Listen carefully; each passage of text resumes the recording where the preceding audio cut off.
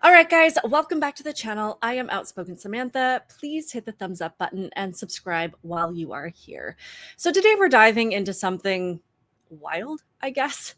California Governor Gavin Newsom, the poster boy of West Coast liberalism, seems to be trying to flip the script a little bit.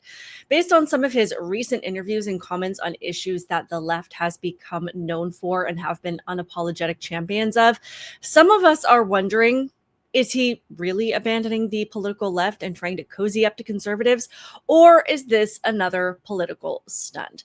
I mean, as we know, for years, Gavin Newsom has been the golden child of progressive politics, and he has gladly accepted and worn that title like a badge of honor. He did not shy away from pushing lockdowns. He has been fiercely in favor of all things climate change. He has been a staunch ally to the LGBTQ community and everything that involves them. And he has advocated for the sanctuary state policies that conservatives like us have warned people against. But lately, something seems a little off. He launched a podcast called Is Gavin Newsom, which okay, where he's sitting down with heavy hitters from the right, like Charlie Kirk and Steve Bannon. And he's saying things that sound suspiciously conservative, which are also things that are just common sense and based on reality. But let's have a look at a few of these clips. So this was from an interview that he did with Charlie Kirk, where they were talking about boys competing in girls' sports. You right now should come out and be like, you know what? The young man who's about to win the state championship in the long jump in female sports, right. that shouldn't happen. You as the governor should step out and say no. No, and I appreciate but like, would you do something like that? Would you say no men in female sports? Well, I think it's an issue of fairness. I completely agree with you on that. So that's easy to call out, the unfairness of that. I mean, Gavin Newsom calling trans athletes in women's sports deeply unfair. That is a total 180 from the woke playbook he's been reading from for years. Mind you, he didn't go so far as to say why it's unfair, because then he would have to acknowledge the biological differences that actually make the situation unfair, because changing someone's outward appearance and their name and pronouns does nothing to remove the clear advantage that they have because of their physiological makeup. But citing science and facts would be too conservative for Gavin Newsom. He still has to maintain some allegiance to the Democrats by not getting too far into the weeds of, truth. But it's wild that that one statement alone has his own party accusing him of betraying them. Here he is basically saying that trans girls or trans women should not participate in girls or women's sports. This is the guy who pioneered same-sex marriage. What's your take on this? Well, I mean, this has been deeply disappointing to a lot of Newsom supporters for a couple of reasons. Number one, just like you said, Jake, 20 years ago, Newsom was the first big city mayor to greenlight same-sex marriages here in San Francisco when he was mayor of San Francisco, just a few weeks in. And that was unpopular among the Democratic Party. Dianne Feinstein called him out. Barack Obama didn't want his picture taken with him. But Newsom stood his ground, and he has been a hero to the LGBTQ community since then. So this is deeply disappointing to them. We have state legislators here in California saying, one said, "WTF? You're basically repeating conservative talking points." The programming of these people will always fascinate me, but they are clearly not happy with this man spouting even a little bit of common sense. But after this particular interview, people on X were already letting listeners know, do not fall for this act. And even Charlie Kirk, who sat down with this man face to face, was not fooled by what he had to say. Maybe, is this the tipping point for him? Did you get the feeling he really wants to change? I don't know. I think he wants to be president, Sean, more than anything else on the planet. I think you can agree he has more political ambition than almost anybody in the Democrat Party. And I think he understands that the entire country is moving center right and is accelerating at a rapid pace. In fact, we are course correcting after 4 failed years under Joe Biden and all of the woke stuff and the anti-common sense movement. Gavin Newsom had me on his podcast, and I was shocked all of a sudden where he decided to diverge away from the orthodox opinion in the Democrat Party, which is as simple as saying that it's not fair that a biological man can compete in female sports. Now, number one, I don't believe that he actually has any heartfelt beliefs in this. I think it's purely political transactional. However, everybody in the audience should understand this means that we are winning at such a rapid pace that the governor of the largest state in the country, the largest Democrat state, who obviously wants to be president, has to adjust his policies against the base of the party to even be taken seriously to run for president in 2028. And other people very clearly feel the same way, that this is all an act. This is from an account called Eric from the Future. It says, this MFer will say anything to be relevant. Gavin is and always will be a snake oil salesman. Don't let the weasel charm his way back into the fold. His syndicate has ruined this state and needs to get kicked the F out of California. Another post from an account called Amy Doc Chai says, Gavin Newsom is like a greasy charlatan TV preacher with fake theology who tells his followers to send him money.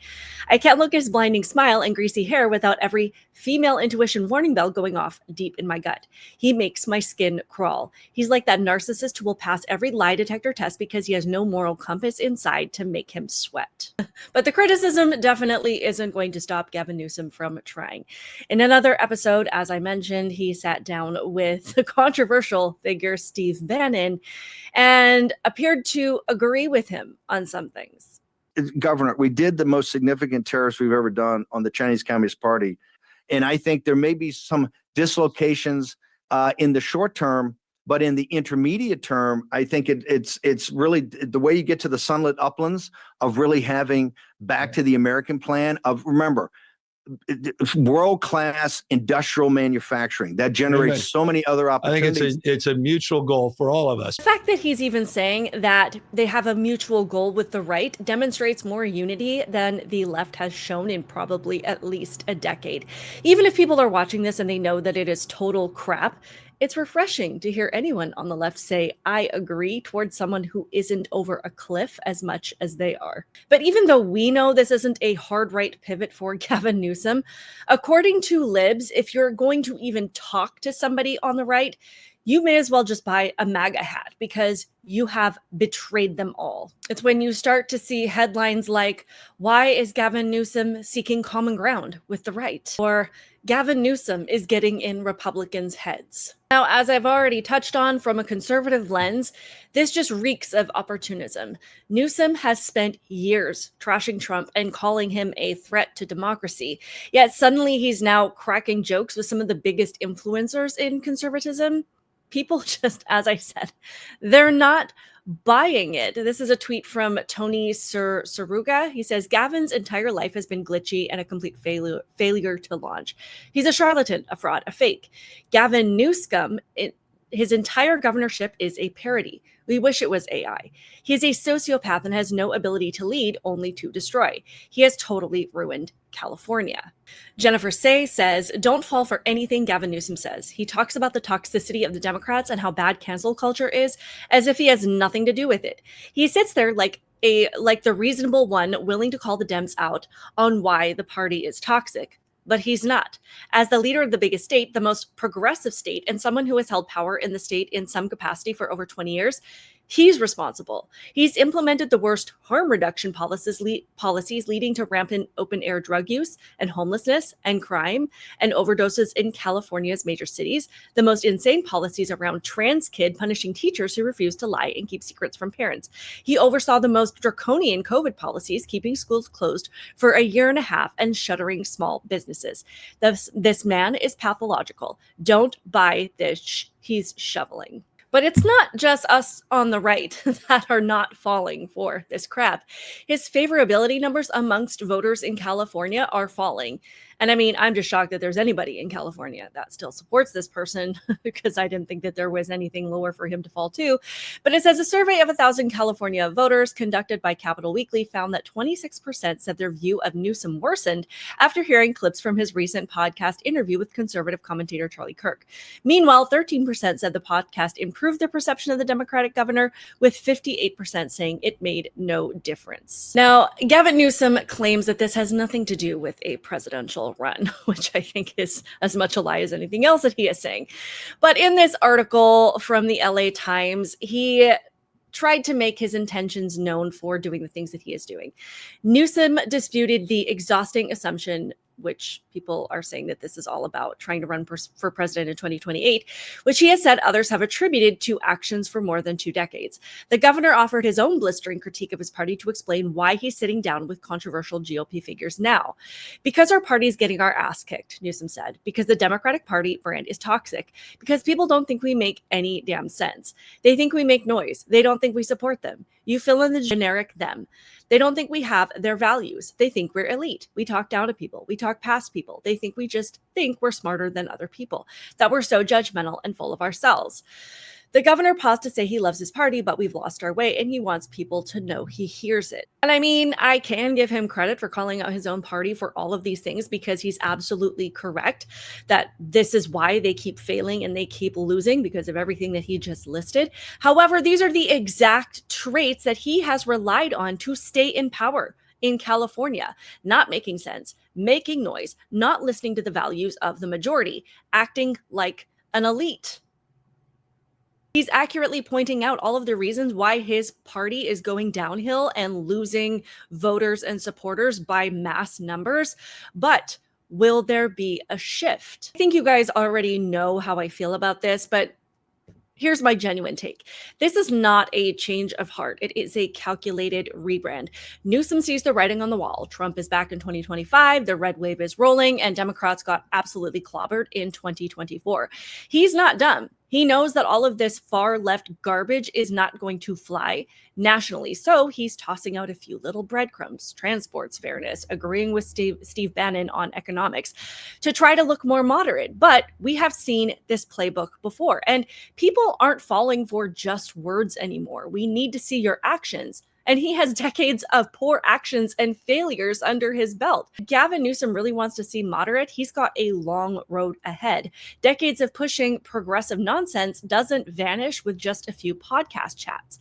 And I think the hole he's digging himself into now is actually having to back up what he's saying. He's been out there for years pushing progressive policies on the left, both verbally and in action, but now he's saying things like boys and girls sports is unfair. Will he back that up through signing bills that show he actually believes that? And what will that look like if he does? I mean, we already know that the activist leftist base that he has largely contributed to the downfall of and the brainwashing of burn things down over everything. And he has helped them adopt the belief that this is an acceptable way to handle your frustrations when things don't go your way. So is he prepared to condemn the riots that will happen inevitably if he actually starts to stand up for the things that he is saying? It's just something to think about. Lastly, I have heard a lot of conservatives say that nobody from the right should go on this podcast with him because they think that it's going to help him. Nobody should go on Gavin Newsom's podcast. That's clear to me. I'm not attacking Charlie Kirk. Charlie Kirk didn't do anything to hurt himself by appearing on this podcast, but it's very clear why Gavin Newsom is doing this podcast in this case, to come out and try and position himself as a centrist, as somebody different. And that's what this is about. And why would any Republican or right-leaning sane person who has fought so hard to reelect Trump, to save the country, why would you then help the left gain a foothold in this nation? So I completely disagree with this for a number of reasons. First, this isn't going to help Gavin Newsom with anything. As I've said a few times, he has a years-long atrocious record of absolutely devastating and destroying what used to be one of the most beautiful states and one of the most desirable places to live in this country. And no amount of laughing with Charlie Kirk or Steve Bannon is going to change that. But what it will do is expose whatever leftists will listen to this podcast to views from people like Charlie Kirk and Steve Bannon that they would never have listened to otherwise. And they're able to listen to these guys without being screamed at and repeatedly interrupted by some rabid leftist TV host or hysterical liberal college student. We get access to their audience using educated independent media influencers who are great at articulating the pros and cons and the valid criticisms of Trump and the right in a way that, again, never would have happened otherwise. Secondly, saying that they think that this is going to help Gavin Newsom is deeply insulting to the majority of this country who were able to cut through the media narrative in the last election, who were able to see right through the lies, and they rallied behind Trump, despite the endless targeting and name-calling and fear-mongering by the left. We have become better at seeing these people for exactly who they are. And listening to Gavin Newsom have a friendly conversation is not going to sway people because they have seen him for exactly who he is. So thinking that if people just hear him have a conversation is going to make them change their mind about him is basically sending the message that you think that we're stupid. I promise you that there is no one in the conservative movement who is falling for this at all. Nobody thinks Gavin Newsom is one of the good guys or is now on our side for anything. So thank you for the concern, but we can handle it. Lastly, it really debunks the idea that the right is ignorant and that we don't know what we're talking about, because Charlie and Steve have fleshed out a lot of the things that we stand for really, really well. And they have called Gavin Newsom out repeatedly for his own hypocrisy. So I see this as a positive thing for our side, if there is a positive side to this at all, because it won't work in Newsom's favor. But I would love to hear what you guys think. Is Gavin Newsom for real, or is this all a 2028 presidential campaign audition? Please drop your thoughts in the comments below. Hit the like button, hit the subscribe button if you are not a subscriber already. Other than that, keep it real, guys, and I will see you in the next one. Bye.